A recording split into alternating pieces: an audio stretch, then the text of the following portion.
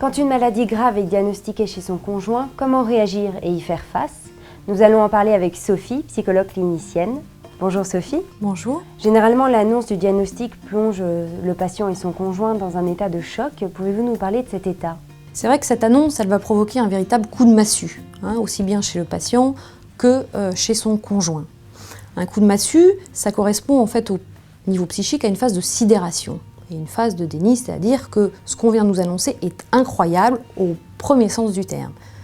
C'est pas possible, ça peut pas m'arriver à moi, mais il a dû se tromper dans les résultats, il doit y avoir une erreur quelque part. Ça, ce sont des phrases qu'on entend de la part des patients, de leurs conjoints, régulièrement. Ça correspond à la mise en place en fait, de mécanismes de défense, que ce soit chez le patient qui est confronté à cette maladie grave ou chez son conjoint qui est confronté à des questions telles que celles de la souffrance, de la dépendance, de la mort. Donc d'emblée, on est plongé dans une autre dimension qui nous sort du quotidien. Les mécanismes de défense, ils vont évoluer chez le patient comme chez le conjoint tout au long de la maladie pour s'adapter au fur et à mesure. Ça vient protéger le psychisme, ces mécanismes de défense, mais ça peut venir aussi entraver la relation dans le couple. Chacun essaye de protéger l'autre en essayant de ne pas l'angoisser, de ne pas parler de la maladie, ça risquerait de lui faire peur, de l'inquiéter. Et dans ce système de protection réciproque, parfois, dans un couple, les personnes en arrivent à ne plus se parler du tout, ou en tout cas pas parler de sujets importants et qui font une relation intime autour de ce qu'ils vont partager dans ces temps difficiles de souffrance, de maladie, avec cette perspective parfois de la mort qui est au bout. Mais alors comment peut-on être aidant pour son conjoint dans ce type de situation? Ce qui va être aidant pour la personne qui est malade, c'est qu'elle soit accompagnée.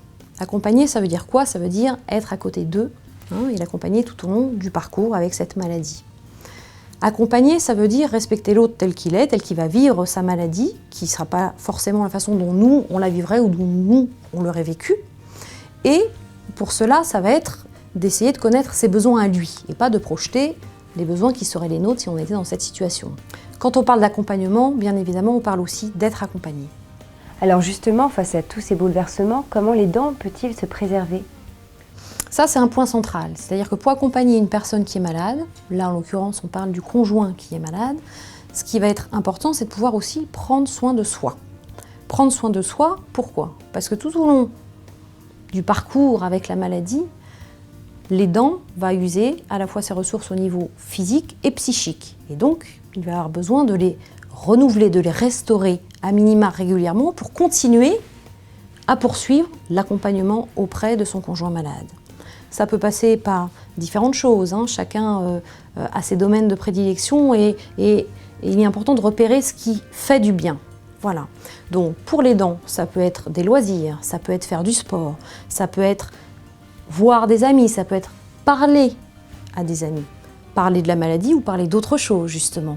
C'est tout ce qui va permettre d'apporter une bouffée d'oxygène et de revenir ressourcé auprès de son conjoint malade. Dans les situations vraiment difficiles où la souffrance est très importante ou dans les situations où le conjoint se retrouve isolé, il peut aussi faire appel évidemment à un professionnel. Merci Sophie. Merci à vous. Et retrouvez plus d'informations sur monguideretraite.fr.